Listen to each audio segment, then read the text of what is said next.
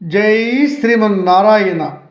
ఈరోజు మనం ధర్మపదం గ్రంథములోని చాప్టర్ 5 విభాగము 81 కృతజ్ఞుడు ఎట్లాంటి వాడు అనేది ఇద్దరు గొప్ప ఋషులు చెప్పుకుంటున్న కథను చెప్తున్నాడు భీష్మాచార్యుల వారు. ఇది నాడీ జంగుని కథ. నాడీ జంగుడు అనే ఒక కొంగ కథ. పూర్వము మధ్య దేశములో ఒక బ్రాహ్మణుడు ఉండేవాడు. అతడు తన తండ్రి తాతల యొక్క వృత్తిని మాని ఒక బోయ స్త్రీని వివాహం చేసుకొని ఆమెతో జీవనం చేస్తూ మద్యము మాంసము తింటూ అధర్మ పనులు చేస్తూ ఉండేవాడు. అధర్మంగా ధనాన్ని సంపాదించాలనుకుంటూ ఉండేవాడు ఆ బ్రాహ్మణుడు. ఒకనాడు అతడు ధన సంపాదనకే వ్యాపారం చేయాలని ఆ గ్రామ వైశ్య వర్తకులతో కలిసి ఒక అడవి గుండా ప్రయాణం చేస్తున్నాడు. అలా ప్రయాణం చేస్తున్నప్పుడు వారికి ఒక మదముటేనుగు కనిపించి గేంకారంతో వారి పైకి రాబోయింది. అప్పుడు అంతా పరిగెత్తుకుంటూ చల్లా చెదరైపోయారు. ఈ బ్రాహ్మణ యువకుడు ఒక చెట్టు కిందకు చేరాడు. ఆ చెట్టు వద్దకు ఒక పెద్ద కొంగ ఉన్నది, నాడీ జంగుడు అనే కొంగ. ఆ కొంగ బ్రహ్మదేవుని కూడా భక్తితో వశపరుచుకొని బ్రహ్మదేవుడితో మాట్లాడగలిగే శక్తి ఉన్నది ఆ కొంగకు. అంటే బ్రహ్మదేవుడు ఆ కొంగ యొక్క తపస్సుకు మంచితనానికి మెచ్చుకొని ఆ కొంగకు అతడు కనిపిస్తూ ఉండేవాడు బ్రహ్మదేవుడు. ఆ బ్రహ్మదేవుని దయ పొందినటువంటి ఆ నాడీ జంగుడు అనే కొంగ ఈ బడుగు బాపడిని చూసింది. ఓయి బ్రాహ్మణుడా, ఎందుకు ఈ చెట్టు కింద అలా జడిసిపోతూ భయంతో ఉన్నావు? రమ్ము, ఎక్కడికి వెళ్తున్నావు? ఏమి నీ కార్యము? ఎక్కడి నుండి వచ్చావు?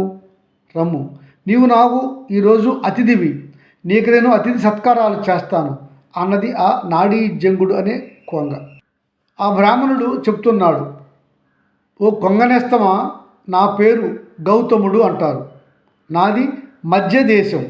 నేను పుట్టుకతో బ్రాహ్మణుడిని, కానీ బ్రాహ్మణ వృత్తి మానివేసి బోయి స్త్రీని వివాహం చేసుకొని పలు దుర్వ్యసనాలు అలవర్చుకున్నాను. నాకు నేడు ధనము కావాలి. అందుకనే ధన సంపాదన కొరకే వ్యాపార నిమిత్తము మా గ్రామంలో ఉన్నటువంటి వైశ్యులతో ఇలా వచ్చి తిని ఒక ఏనుగు గీంకారాలకు జడిసి మేము చల్లా చెదరైపోగా నేను ఈ చెట్టు వద్దకు వచ్చి ఉన్నాను. అతని బాధ దినస్థితి విన్నటువంటి ఆ నాడీ జంగుడు అనే కొంగ, బ్రాహ్మణుడా భయపడకు, నీకు నీ ధన ఆశ ఎలా ఉండదో చూస్తాను. నీకు నేడు ఆకలిగా ఉన్నది కదా, రమ్ము, నీకు నేడు నీ ఆకలి తీర్చేదను. ఆకలి తీర్చిన తర్వాత విశ్రాంతి పొందుము, నీకు ధనాన్ని చేకూరుస్తాను అన్నది ఆ కొంగ. అని ఆ కొంగ ఆ బ్రాహ్మణునికి ఆ పూట విందు ఏర్పాటు చేసింది. గంగానదిలోని కొన్ని చేపలను తెచ్చి వండి పెట్టింది. మంచి ఫలాలు, మంచి దుంపలు తెచ్చి తేనె అట్లాంటివి తెచ్చి ఆ బ్రాహ్మణుడికి ఇచ్చి ఆరగింప చేయించి సంతోషింపచేసింది. అతను భోజనం చేయిన తర్వాత ఆ కొంగ అతనికి మంచి మంచి ఆకులు తెచ్చి పరిచి, దీనిపై నిద్రపొమ్ము, ఉదయాన్నే మాట్లాడుకుందాం అని అన్నది. అలాగే పడుకున్నాడు ఆ బాపడు. ఉదయం లేచినాక ఆ కొంగ అతనితో ఇలా మాట్లాడుతూ ఉన్నది. బాపడ, మానవుడికి పేదరికం పోవాలి, ధనం రావాలంటే అతడికి 4 లక్షణాలు ఉండాలని మునుపు శుక్రాచార్యులు వారు చెప్పారు. ఆ 4: మంచి స్నేహితుడు, బంగారము, వెండి, మంచి ఆలోచనలు. ఈ 4 ఉంటే అతడు ధనం సంపాదించగలడు, ధనవంతుడు కాగలడు అని చెప్పాడు శుక్రాచార్యులు వారు. బాపడ, నేను కశ్యప ప్రజాపతి వంశంలో జన్మించిన వాడిని. నాకు నీవు నేడు మిత్రుడు అయ్యావు గనుక నీవు తప్పక ధనవంతుడి అవుతావు, నేను చేస్తాను. ఓ గౌతమ బ్రాహ్మణుడా, ఇక్కడికి 3 ఆమడల దూరంలో ఒక రాజ్యము కలదు. ఆ రాజ్యము నా మిత్రుడిది. అతని పేరు విరూపాక్షుడు. అతడు రాక్షస రాజు, మంచివాడు. నీవు నేడు పోయి నా పేరు చెప్పి అతడిని ఆశ్రయింపుము. నీవు తదుపరి అతడిని ధనము ఇమ్మని అడుగుము. అతడు తప్పక నీకు నా పేరు చెప్పిన తర్వాత నీకు ధనాన్ని ఇస్తాడు. అలాగేనని ఆ మాటలు విని ఆ గౌతమ బ్రాహ్మణుడు అక్కడి నుంచి బయలుదేరి ఆ రాజు యొక్క నగరమైనటువంటి మధువ్రజాన్ని చేరుకున్నాడు. మధువ్రజంలో ఆ రాక్షసరాజు విరూపాక్షుడు ఉన్నాడు. ఆ రాజును కలిసినటువంటి ఈ గౌతమ బ్రాహ్మణుడు, మహారాజా, నేను నాడీ జంగుడనే కొంగరాజు యొక్క మిత్రుడిని. నా పేరు గౌతముడు అందురు. అతడు పంపగా వచ్చాను. నేను పేద బ్రాహ్మణుడిని. నాకున్న చెడు అలవాట్ల వల్ల నా ధనాన్ని నేను పోగొట్టుకున్నాను. నేడు నేను పేదవాడిని. ధనము కోరి నిన్ను ఆశ్రయించాను అని చెప్పాడు. ఆ మాటలు విన్న విరూపాక్షుడు అనే రాక్షసరాజు నాడీ జంగుడిపై ఉన్నటువంటి ప్రేమ, అభిమానము, స్నేహం వల్ల తనను ఆశ్రయించి వచ్చినటువంటి ఆ గౌతముడు అనే బ్రాహ్మణుడికి కోరినంత బంగారము, ధనము, మరుడు మాణిక్యాలు ఇచ్చి పంపాడు. వాటన్నిటినీ మోసుకుంటూ ఆ బాపడు తిరిగి నాడీ జంగుడు ఉన్న చెట్టు వద్దకు వచ్చాడు. అతడిని చూసిన నాడీ జంగుడు అతడికి మరలా విందు ఏర్పాటు చేసి పడుకోవడానికి తల్పాన్ని కూడా ఏర్పాటు చేశాడు. నిద్రపోయాడు ఆ బ్రాహ్మణుడు ఆ రాత్రికి. నిద్రపోయిన తర్వాత ఈ బ్రాహ్మణుడు అర్ధరాత్రి మేల్కొన్నాడు. మేల్కొని రేపటి ప్రయాణం ఎలాగున, రేపటి భోజనం ఎలాగున, దారిలో ఆహారం దొరుకుతుందో లేదో అనే ఆలోచనలో పడ్డాడు. రేపటికి దారిలో ఆహారం దొరకకపోతే చాలా ఇబ్బందులు పడతాను అనుకుంటూ ఉండగా అతని ముందు నిద్రపోతున్నటువంటి నాడీ జంగుడు కొంగ కనిపించింది. ఈ కొంగ బాగుగా బలిసి ఉన్నది. ఈ కొంగ మంచి కండపుష్టి కలిగి ఉన్నది. ఈ కొంగను చావగొట్టి దీని మాంసాన్ని ముక్కలుగా చేసుకొని పచనం చేసి పట్టుకుపోతే రేపు నాకు దారిలో ఆకలి వేసినప్పుడు దీన్ని తిని నా ఆకలి తీర్చుకోవచ్చును కదా అనుకుని వెంటనే దుర్బుద్ధి గల ఆ బ్రాహ్మణుడు ఆ నాడీ జంగుడు అనే కొంగను పెద్ద దుడ్డుకర్రతో చావగొట్టి తన మాంసాన్ని అంతా తీశాడు. ఈ దుర్మార్గుడికి ఆ కొంగ చేసిన మేలు, అతిథి సత్కారాలు, ధనాన్ని వసంగిన విధం అంతా మర్చిపోయాడు ఈ గౌతముడనే దుర్మార్గ బ్రాహ్మణుడు. ఇతడు చేసినది కృతజ్ఞత అనే ఘోర పాపము. అతడు ఆ కొంగను చంపి దాని మాంసాన్ని సంచిలో వేసుకొని ఆ ఈకలు పీకి అక్కడ పడివేసి బయలుదేరి వెళ్ళిపోతున్నాడు. మరుసటి రోజు ఉదయం ప్రతిరోజు నాడీ జంగుడు వెళ్ళి తన మిత్రుడైనటువంటి విరూపాక్ష రాక్షసరాజును కలిసేవాడు. మరునాడు ఈ నాడీ జంగుడు వెళ్ళి విరూపాక్షుడిని కలవలేదు. ఎందుకు? ఆయన చనిపోయాడు కనుక. ఆ రాజుకు అనుమానం వచ్చింది. నిన్న వచ్చిన కపట బ్రాహ్మణుడు మంచివాడులా నాకు అనిపించలేదే, అతడిని పంపించాడు ఈ నాడీ జంగుడు. అతని వల్ల ఏమన్నా నాడీ జంగుడుకు హాని కలిగిందా? నాడీ జంగుడు ఉత్తముడు, హాని చేసిన వారికి కూడా మేలు చేస్తాడు.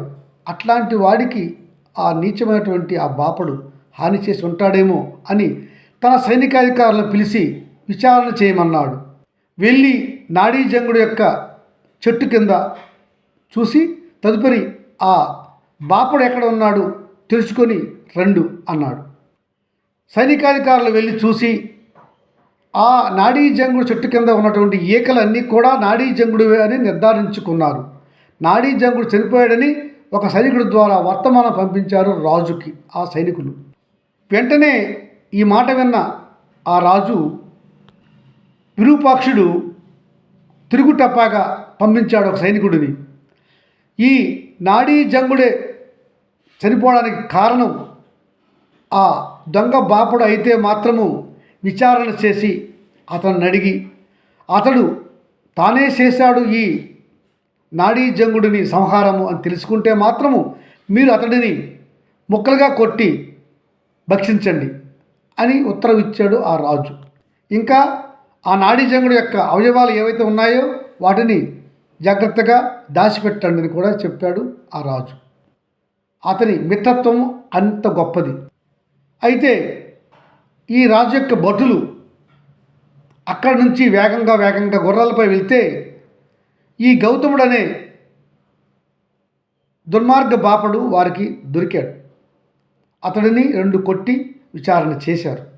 అతడు చెప్పుకున్నాడు, నాదే తప్పు, నేనే నేరం చేశాను, నాడీ జంగుడిని నేను సంహరించాను, నాకు తోవలో ఆకలి వేస్తే తిందామని అతను చేసిన మేలు మర్చిపోయి కృతజ్ఞతగా భావించి అతడిని నేను చంపాను, అదిగో ఇతని మాంసం నా సంచిలో ఉన్నది అని చెప్పాయి. అలా గౌతముడు చెప్పగా అతని సంచి చూస్తే నాడీ జంగుడి మాంసం ముద్దలు ఉన్నాయి. దాన్ని తెచ్చారు ఆ రాక్షస భటులు రాజు వద్దకు. మహారాజా, మమ్మల్ని క్షమించండి, ఈ నాడీ జంగుడిని చంపినది ఈ దుర్మార్గ బాపడే. ఈ బాపడిని చంపి ఇతని మాంసం మేము తినలేము. ఎందుకంటే అన్ని పాపాల్లోనికి గొప్ప పెద్ద పాపము కృతజ్ఞత. సహాయం చేసిన వారికి అపకారం చేయడం అనేది పెద్ద కృతజ్ఞత కనుక ఇతడు చేసిన పాపం ఇంత అంత కాదు. ఇట్లాంటి పాపాత్ముడిని చంపి మేము ఇతని మాంసం తినలేము, ఆ పాపం మాకు వస్తుంది అని ఆ కృతజ్ఞత బాపడిని రాజు ముందు ప్రవేశపెట్టారు. రాజు అంటున్నాడు, విరూపాక్షుడు, సైనికులారా, నేను అతడి ముఖము చూడను. అంతటి పాపాత్ముడి ముఖం చూసటం వల్ల మనకి కూడా పాపములు సంక్రమించును కదా. ఇతడిని వధ్యశలకు తీసుకుని పోయి ఇతని ఖండములుగా ఖండించి జంతువులకు వేయండి అని చెప్పాడు ఆ రాజు. ఆ కృతజ్ఞుడైనటువంటి ఆ దుష్ట బ్రాహ్మణుడిని ముక్కలు కొట్టి ముక్కలుగా జంతువులకు, కాకులకు, పక్షులకు వేశారు ఆ రాక్షస భటులు. కానీ ఒక్క కాకి కానీ, ఒక్క గద్ద కానీ, ఒక్క నక్క కానీ వచ్చి అతని మాంసం మూసూసి వెళ్ళిపోయాయి. కానీ అతని మాంసాన్ని ఏమి ముట్టుకోలేదు. అంత పాపముతో ఉంది అతని మాంస ఖండములు కూడా. మేలు చేసిన వారికి కీడు చేయు వానికి వచ్చే పాపం ఇంత అంత కాదు అని చెప్పడానికి ఈ గౌతముడనే దుష్ట బ్రాహ్మణుడి యొక్క కథ ఉత్తమం ఉదాహరణ. ఇతడి మాంసాన్ని కూడా తినడానికి జంతువులు ఇష్టపడలేదు. అంటే అతను ఎంత పాపాత్ముడో తెలుసుకోవాలి. ఇట్టి పాపాత్ముల మాంసాన్ని కూడా జంతువులు తినమని వేదాలు కూడా చెప్పాయి మహారాజా.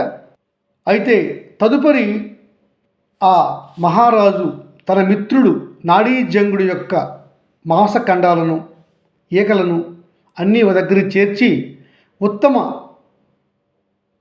కలప పేర్చి గంధపు కర్రలు పేర్చి అగ్ని సంస్కారం చేయడానికి సిద్ధపడ్డాడు ఆ మిత్రరాజు. మంచి గంధపు చెక్కలు, నెయ్యి వేసి ఆ నాడీ జంగుడి యొక్క కరణములైన మాంసఖండములు, వెంట్రుకలు, కాళ్ళు అన్నీ పెట్టి అగ్ని సంస్కారం చేశాడు. చేసి ఏడుస్తూ ఉన్నాడు ఆ రాక్షస మహారాజు విరూపాక్షుడు. వెంటనే అక్కడకు దేవేంద్రుడు వచ్చి ప్రత్యక్షమయ్యాడు. రాక్షసరాజా విరూపాక్ష, ఈ నాడీ జంగుడు అనే కొంగ పరమ ధార్మికుడు, ఉత్తముడు, బ్రహ్మదేవుడికి ఇష్టమైన భక్తుడు. అపకారం చేసిన వారికి కూడా ఉపకారం చేయాలనే తలంపుతో ఉంటాడు ఈ నాడీ జంగుడు. అంతటి గొప్ప ఉత్తముడు. అందుకనే బ్రహ్మదేవుడి యొక్క ఆనతి చూడు. నీ అగ్ని సంస్కారం పూర్తయిన వెంటనే ఏం జరుగుతుందో అటు తిరిగి చూడు అనగా ఆ రాక్షసరాజు అంటున్నాడు, దేవా, ఇంద్రదేవా, నీవు దేవుడివి, ఈ నాడీ జంగుడిని తిరిగి బ్రతికించలేవా, ప్రాణులు పొయ్యలేవా అని అడిగాడు. అని అడగగా ఇంద్రదేవుడు ఆ రాక్షసరాజు విరూపాక్షుడికి చెప్తున్నాడు, రాక్షసరాజా, అటు చూడు, బ్రహ్మదేవుని కృప. ఒక ఆవు పాలు తాగుతున్నది దూడ. ఆ దూడ పాలు తాగగా అందునుంచి ఆ దూడ యొక్క పాలు ఒక రేణువు వలె చిమ్మి వచ్చి చితిపైన పడింది. ఆ పాల రేణువు చితిపై పడగానే బ్రహ్మదేవుని కృప వల్ల ఆ నాడీజంగుడు మరలా లేచి ప్రాణములతో ఆరోగ్యంగా బయటికి వస్తున్నాడు చూడు. అలా అనగానే నాడీజంగుడు పూర్తి జవసత్వాలతో బయటికి లేచి వచ్చి కనిపించాడు అందరికీ. అలా బయటికి వచ్చినటువంటి ధర్మపరుడైనటువంటి ఆ నాడీజంగుడు ఇంద్రదేవునికి నమస్కరించి, ఇంద్రదేవ, నా వల్లనే కదా ఆ బీద బ్రాహ్మణుడికి ఇంతటి కర్మ వాటిల్లింది. అతడు కృతజ్ఞత అనే నేరం చేశాడని రాజు అతడిని నరికి చంపి కుక్కలకు గద్దలకు వేశాడు అతని మాంసఖండాలను. అది చూసి నా మనస్సు ఎంతో బాధ పొందుతున్నది. కనుక దయచేసి ఈ బీద బ్రాహ్మణుడిని తిరిగి బతికించి అతనికి మా మిత్రుడు విరూపాక్షి ఇచ్చినటువంటి ధనాన్ని తిరిగి ఇచ్చి పంపించండి అని వేడుకొన్నది. అతని వేడుకోలు విన్నటువంటి ఇంద్రుడు యోగదృష్టితో చూశాడు. ఆ ఇంద్రుని యోగదృష్టితో చూడగా అతనికి కనిపించింది ఏమిటి? బ్రహ్మదేవుడి యొక్క ఉత్తర్వు. గనుక ఆ ఇంద్రదేవుడు ఆ కృతజ్ఞుడైనటువంటి బ్రాహ్మణుని బతికించి అతనికి మరలా ఆ బంగారాన్ని ఇచ్చి పంపించి వేశాడు. ఆ విధంగా కృతజ్ఞుడైనటువంటి ఆ దుర్మార్గ బాపడికి కూడా మేలు చేశాడు ఉత్తముడైన నాడీజంగుడు అని ఈ కొంగ. అపకారికి కూడా ఉపకారం చేసే బుద్ధి ఉన్నది ఆ నాడీజంగుడికి. అందుకే బ్రహ్మదేవుడికి అతను అంత ప్రీతి. అపకారికి కూడా ఉపకారం చేయటం అనేది వేదసూత్రం. వేదసూత్రాన్ని పాటించిన వాడు నాడీజంగుడు. ఈ ఉపాఖ్యానాన్ని ధర్మరాజా కశ్యపుడు గౌతమ మహర్షికి చెప్పగా జరిగింది. ఇది గొప్ప ధర్మ కథ. అపకారికి కూడా ఉపకారం చేయుట అనే గొప్ప ధర్మము, కృతజ్ఞత అనే గొప్ప పాపము ఎలా ఉంటాయో చెప్పే ఈ కథను విన్న వారికి పాపములు పోతాయి అని చెప్పాడు భీష్మాచార్యులు వారు. జై శ్రీమన్నారాయణ.